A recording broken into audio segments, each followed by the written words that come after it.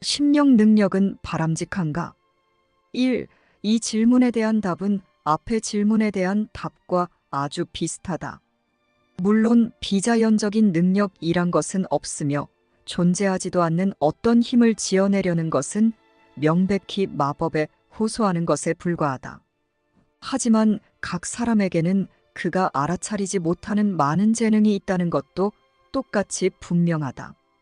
그가 더욱 자각하게 될수록 그 자신도 깜짝 놀랄 만한 재능을 개발할 수도 있다. 그러나 그가 행할 수 있는 어떤 것도 자신이 참으로 누구인지를 기억하는 영광스러운 놀라움과는 전혀 비할 바가 못 된다. 그의 모든 배움과 그의 모든 노력이 이 하나의 위대한 마지막 놀라움을 향하게 하라. 그러면 그는 도중에 나타날 수도 있는 사소한 놀라운 일들 때문에 지체되는 것에 만족하지 않을 것이다. 확실히 이 수업과 명백하게 일치하는 심령 능력이 많이 있다. 소통은 세상이 인식하는 좁은 범위의 통로에만 국한되지 않는다. 만약 그렇다면 구원을 가르치려고 노력하는 것은 거의 의미가 없을 것이다. 그것은 불가능할 것이다.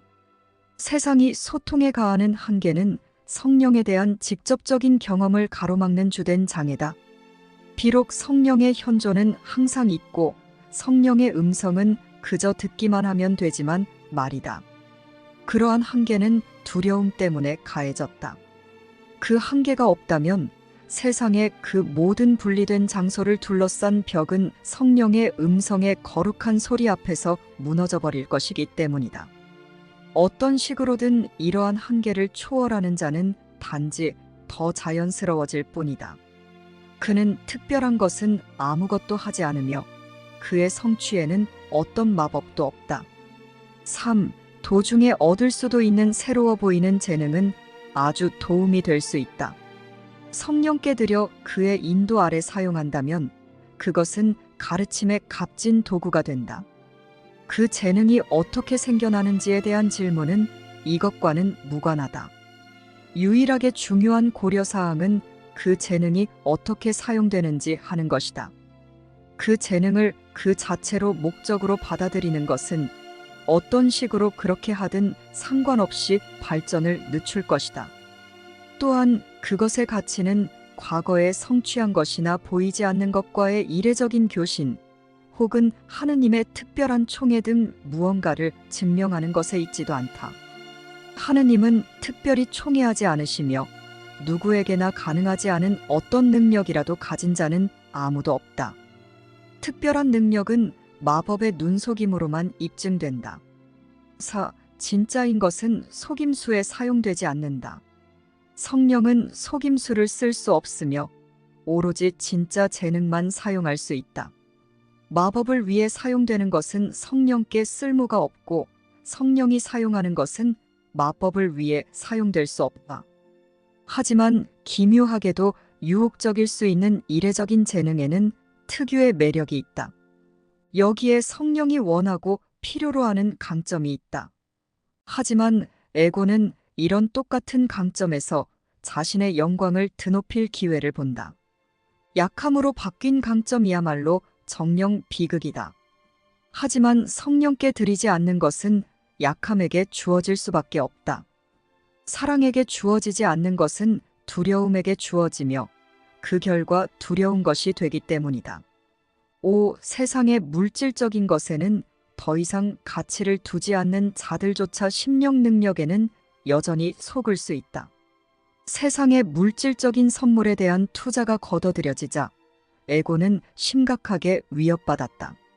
에고는 여전히 교활한 책략을 써서 강함을 되찾으려고 이 새로운 유혹의 깃발 아래 다시 집결할 수 있을 만큼은 강할 수도 있다. 많은 이들이 여기에서 에고의 방어 수단을 간파하지 못했다. 비록 그것이 특별하게 감지하기 힘든 것은 아니지만 말이다.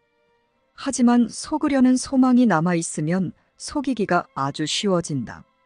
이제 능력은 더 이상 진짜 능력이 아니며 믿을만하게 사용될 수 없다. 사람이 능력의 목적에 대해 마음을 바꾸지 않는 한 그가 점점 더 많은 속임수로 그 능력의 불확실성을 강화할 것임은 거의 불가피하다. 6. 누가 개발한 어떤 재능이든 거기에는 선을 위한 잠재력이 있다.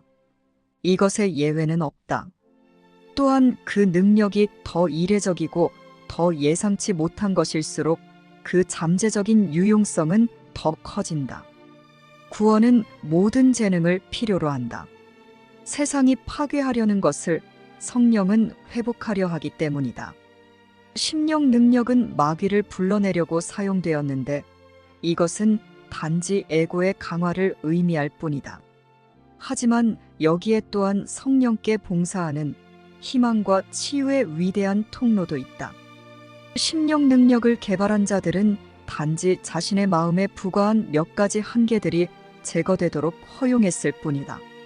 만약 그들이 더 늘어난 자유를 더 심한 감금을 위해 사용한다면 그것은 단지 자신에게 가하는 더 큰 한계가 될 수 있을 뿐이다. 성령은 이러한 선물을 필요로 하며 그것을 오로지 성령께만 드리는 자는 가슴에 그리스도의 감사를 품고 간다. 그리고 머지않아 그리스도의 거룩한 비전이 찾아온다.